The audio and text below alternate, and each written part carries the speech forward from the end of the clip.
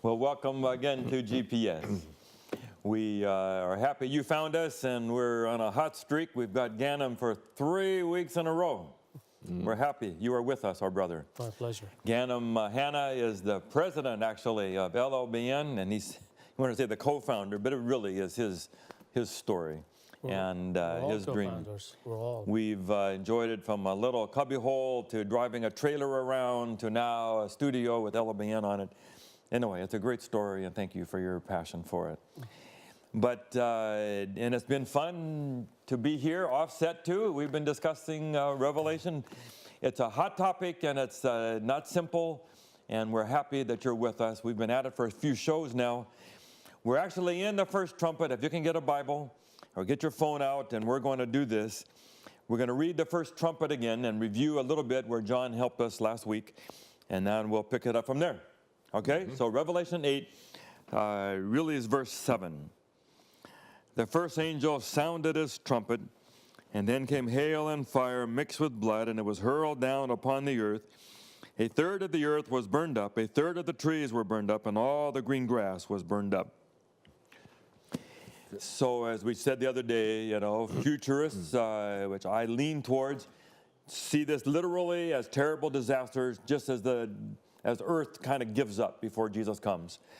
The more traditional historicists would say this happened in the past, whether in the Roman tribes around the years 400 AD or back to the 1st century, which I think is where Dr. Paulien is going to be.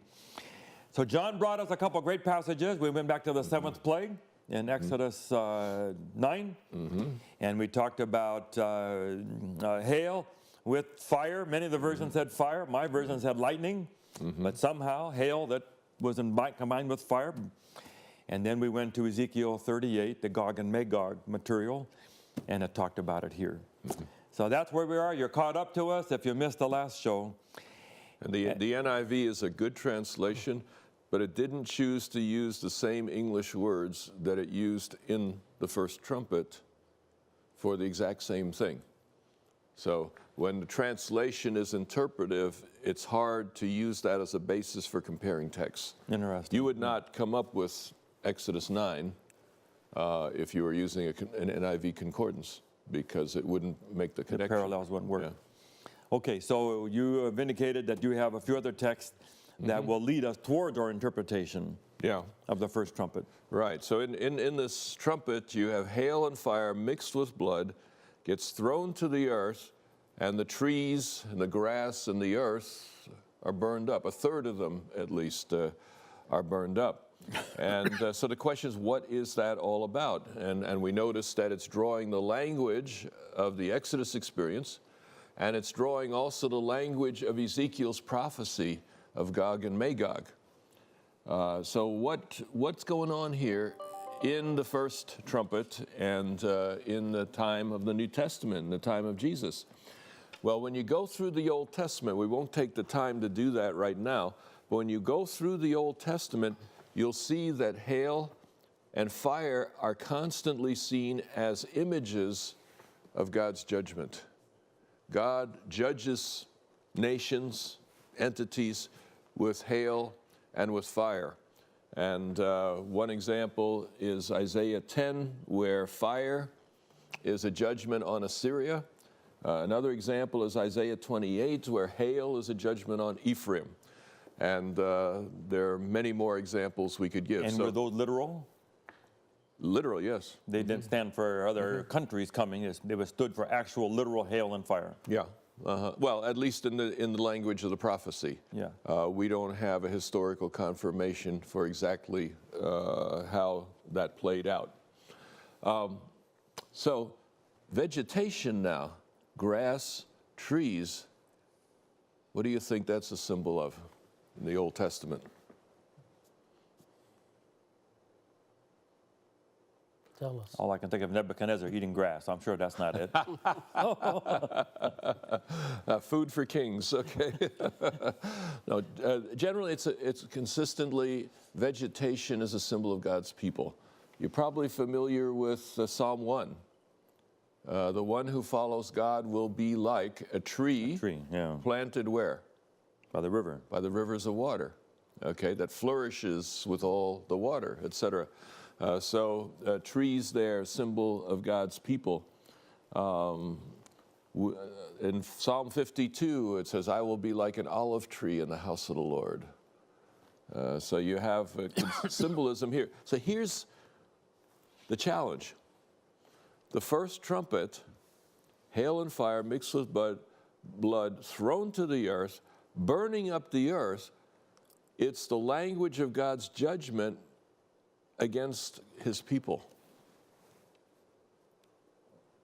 Now, in the Old Testament, hail and fire and so on are thrown at the enemies of God's people, at Gog and Magog, at the Assyrians and the Babylonians and so on.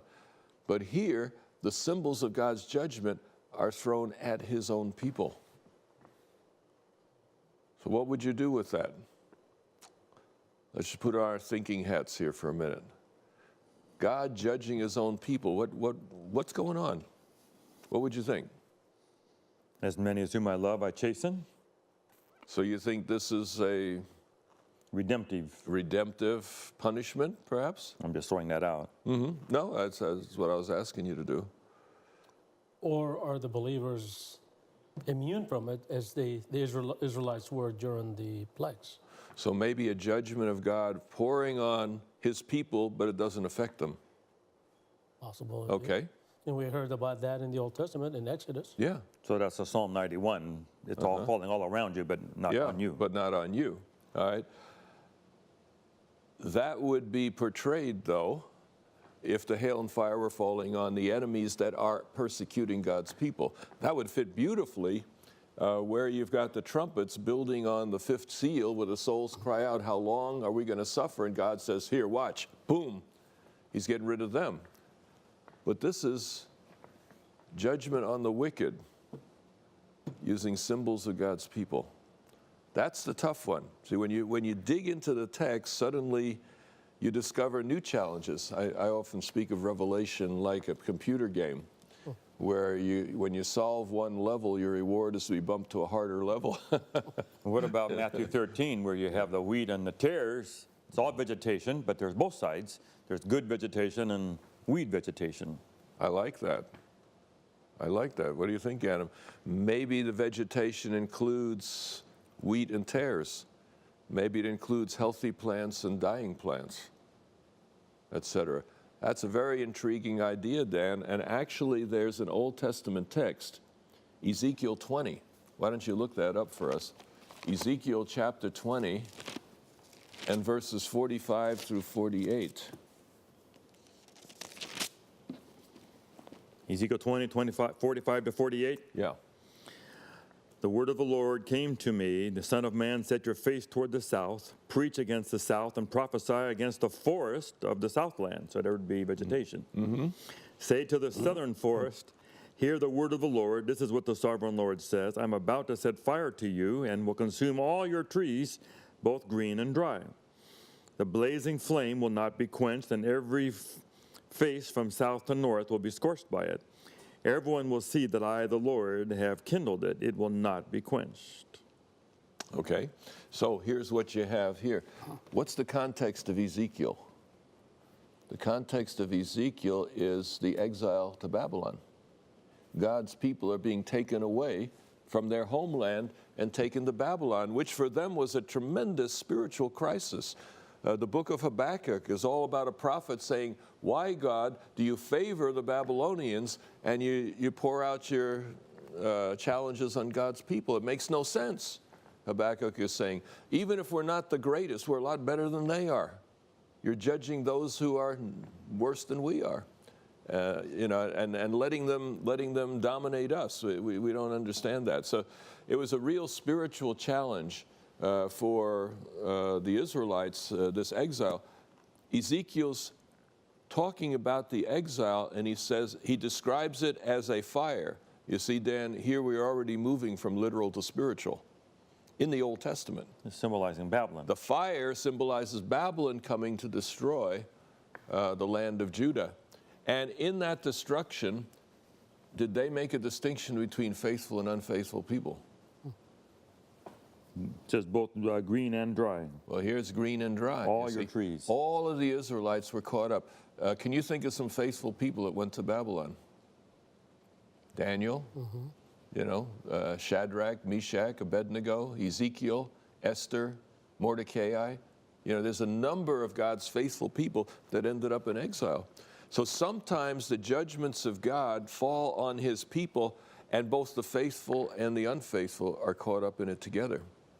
So here you have an example of God's judgments falling on his own people in the Old Testament.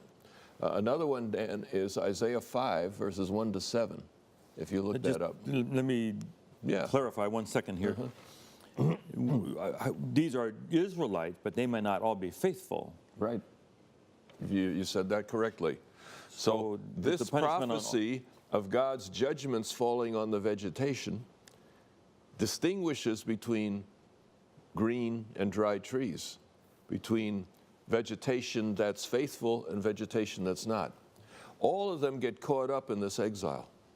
There's no distinction made. Sometimes the people of God suffer because of the unfaithfulness of others. And maybe that's when the believers become refined in faith, because they cope with it differently from the unbelievers. They rely on God, the power of God, and they grow in that process. Whereas the unbelievers see it as punishment and setback. Well, and in this case, the unbelievers, it's a wake-up call from God. Give me the Isaiah text one more time. Isaiah 5, and verses 1 to 7. You'll be familiar with this. It's called the Song of the Vineyard. Isaiah 5, 1 to 7? Yep. All right. I will sing for the one I love a song about his vineyard. My loved one had a vineyard on a fertile hillside, and he dug it up and cleared it of stones and planted it with the choicest vines. He built a watchtower in it and cut out a winepress as well. Then he looked for a crop of good grapes, but it yielded only bad fruit. Now you dwellers in Jerusalem and men of Judah, judge between me and my vineyard. What more could have been done for my vineyard than I have done for it? When I looked for good grapes, why did it yield only bad? Now I will tell you what I'm going to do to my vineyard. I will take away its hedge, and it will be destroyed. I will break down its wall, and it will be trampled. I will make it a wasteland.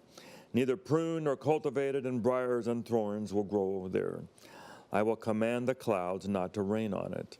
The vineyard of the Lord Almighty is the house of Israel, and the men of Judah are the garden of his delight. And he looked for justice, but saw bloodshed, for righteousness, but heard cries of distress.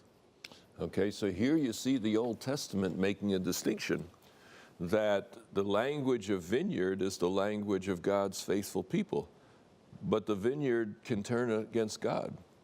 The vineyard can, as you see throughout the prophets, become abusive to other people.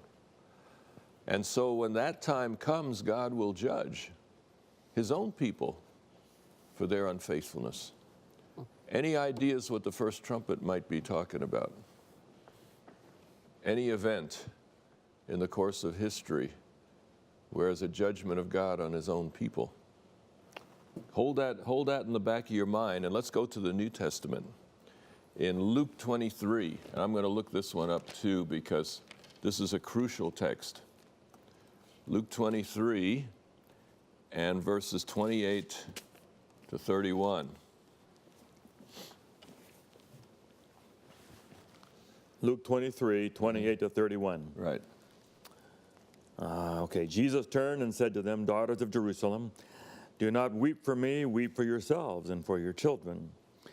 For the time will come when you will say, blessed are the barren women, the wombs that never bore, and the breasts that never nursed.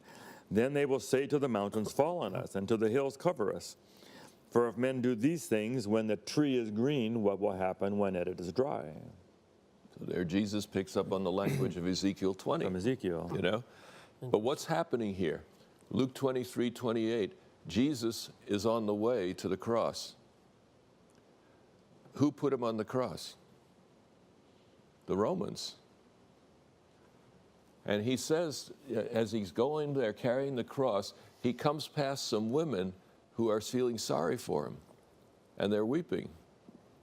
And he says to them, don't weep for me, weep for yourselves, Because if they do this thing to the green tree, what will they do when the tree is dry? What's he referring to? Scholars are pretty united on this. Luke 23 is a reference to AD 70, to the destruction of Jerusalem that was going to come just 40 years later. And Jerusalem, in the destruction of Jerusalem, there were many Jews whom I think God would have considered faithful to him, and many who were not. But in the destruction of Jerusalem, the trees were all destroyed together. And so sometimes, you know, God's faithful people suffer because of the unfaithfulness of others. So I would understand that the trumpet here, Jesus is the green tree in Luke 23, but he looks forward to a time when the Romans will come back and will destroy the dry trees. And that would be a reference to AD 70. So I would understand the first trumpet historically as a reference to the destruction of Jerusalem, one of the most significant events. And why would God judge the national leadership of Israel? What had they done that was so reprehensible? Rejected Jesus. Rejection of the Messiah and the brutal torture and crucifixion of that Messiah. I think Jesus, Paul says in another place, they would not have crucified him if they had known who he really was. So somehow Messiah came, Son of God came, and the leadership at least completely rejected him. Many of the people followed him. So this is not a Jewish thing per se, but a recognition that the Jews were divided about the Messiah. But the leadership took the side against Jesus and ended up executing him. And for this reason, brought themselves under God's judgment. And at the moment when Jesus died on the cross, a curtain got torn in the temple, signifying that, and then people looked and saw there was no glory in the temple, that God had departed. And it was a very sad occasion. So I would understand the first trumpet then to represent the fall of Jerusalem as a judgment on those who crucified Jesus. So this is a Christ-centered prophecy when you read it in context. It's not a prophecy just about events in history and so on. The destruction of Jerusalem is more than just an event in history. It's actually an involvement of God in making justice for those who crucified Christ. And we'll see that he doesn't end with Jerusalem. He moves beyond in the second trumpet, and we'll come to that shortly. Do you think it's on the actual people or on the Israel as a body? Many of the people who did it probably are dead by the time of AD 70. Right. I would understand it as a judgment on the system. You know, then there can be a system that is designed to honor God, and yet the system hurts people and leads away from God. And you see that repeatedly through Scripture. A movement starts, people are faithful to God, people are honoring him, and then over time the system becomes more and more the thing, and the mission becomes less and less the thing. So if this was a judgment on the leaders at the time, and following the leaders rejects Christ too, does that judgment carries on against all those who reject him to present? Well, you may remember in the Old Testament that God didn't want a kingship. And the reason he didn't want a kingship is because people would be giving up their freedom to decide for or against God and putting it in the hands of somebody else. Deuteronomy 28 says to the nation, if you as a nation are faithful, you'll be blessed. You'll get stronger and stronger. You'll have prosperity, all the rest of that. But if you as a nation disobey, things are going to go downhill. In setting up a king, they kind of gave up their responsibility for all of that, and let the king decide. And a few of the kings were faithful to God, but most of them were not. And Israel just went further and further away from God as you go through the Old Testament. So that's why I think sometimes we challenge people to be faithful to God and Christ first, and to any earthly system second. And sometimes Adventist evangelists will say, you know, if you're tied up with an entity that has shown itself to be in opposition to God, you are counted with them. And that's a challenging thing. So what a leadership, a religious leadership does has a tremendous impact on those under its leadership. John is writing this when? He would be writing Revelation around 95 AD. So this would be 30 years later, 25 years later. Yep. Do you think the average people who received his scroll, or whatever Revelation was, knew enough of the Luke 23, Ezekiel passages to make any sense out of this? Or is this really not available to them? I think at least some of them would. I mean, many of the rabbis had memorized the whole Old Testament, and many of them became Christians. So the Bible of the early Christians was the Old Testament. Alongside the Bible were the recollections of Jesus, you know, the pre-Gospels, the spoken Gospels. And I think people were quite familiar with the stories of Jesus, just as we are. You know, whether people have seen a movie or whether they've read the Gospels themselves, people are pretty familiar even today with the story of Jesus. You don't have to be a Bible reader to know about the cross and the baptism and feeding the 5,000 and, you know, bless the children, let them come to me. So much of the Jesus story, I think, is widely known even today. So it's expecting people to put together their knowledge of the Scripture, which for them was the Old Testament, and their knowledge of the Jesus story, including this one here.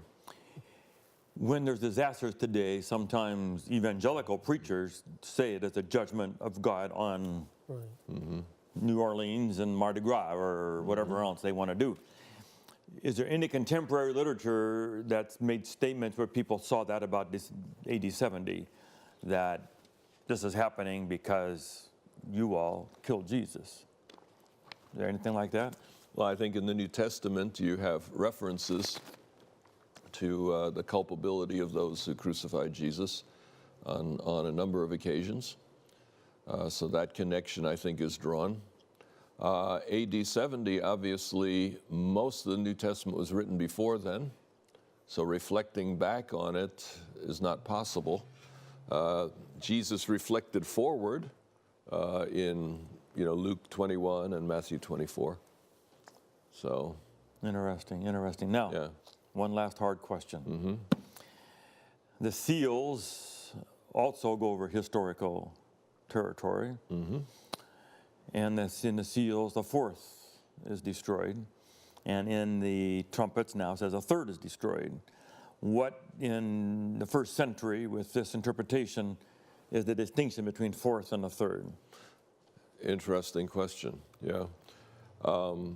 In the trumpets, which is reflecting particularly those who are opposed to God, it talks about thirds of the earth. And in Revelation 16:19, it says, when Babylon collapses, it falls into three parts.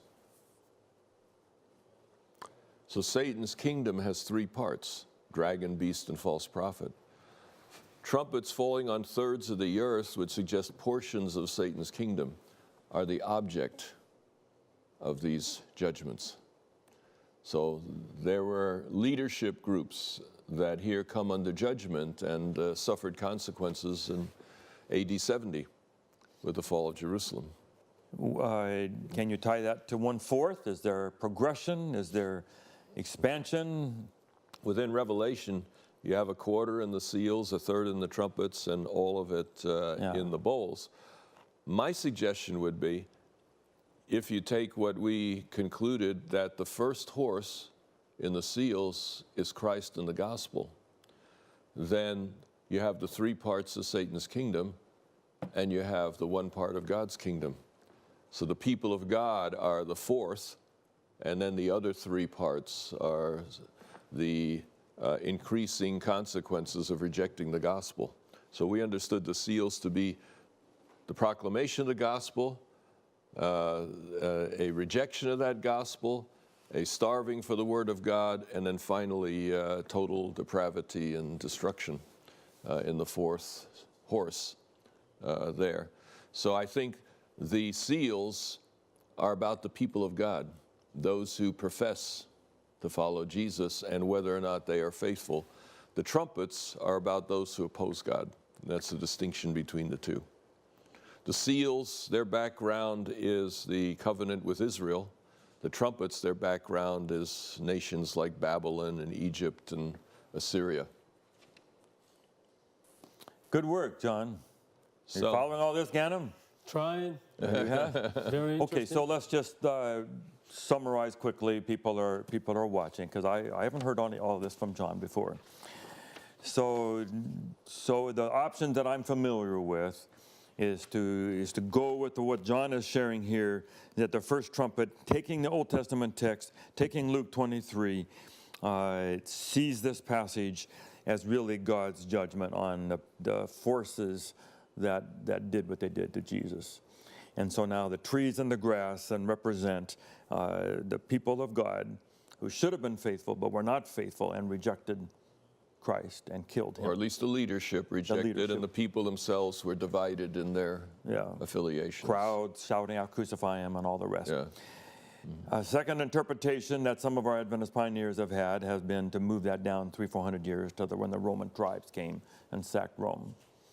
The futurist side would look into the future, not denying some old, early interpretations, but would see this as at the end of the world, as God begins to withdraw in the last moments, creation begins to reverse, and the world begins to fall apart. And it starts with a fourth of the world being destroyed, and then a third of the world being destroyed. So, the one thing I think you can't do is to take a text that's clearly symbolic and then in the second application apply it literally. Yes. It seems to me that totally divorces the interpretation from the text itself. And that for me is the challenge. And the dual interpretations usually use the first one symbolically and the second one literally, or something like that. But the way that the text would have been interpreted by Jon's listeners or hearers, the way that the author intended has got to set the tone for how you apply it. So my challenge for you, Dan, would be if you want to apply these to the future, and you also, Ganem, if you feel the same way, if you want to apply these to the future, take the meaning that they originally had and ask, how would that apply today? How will it work together? Yeah, that I think that I could work with. That's a fair challenge, yeah. And we will roll up our sleeves. But I respect what has been given today. These is powerful, and to see Christ in here and the reaction to Christ as the pivotal fulcrum point, I think is brilliant. And I am proud to be on the same platform and talk about it. We're glad that you're here. Thank you for watching GPS. Come back one more week with President Ganem, and we'll do it.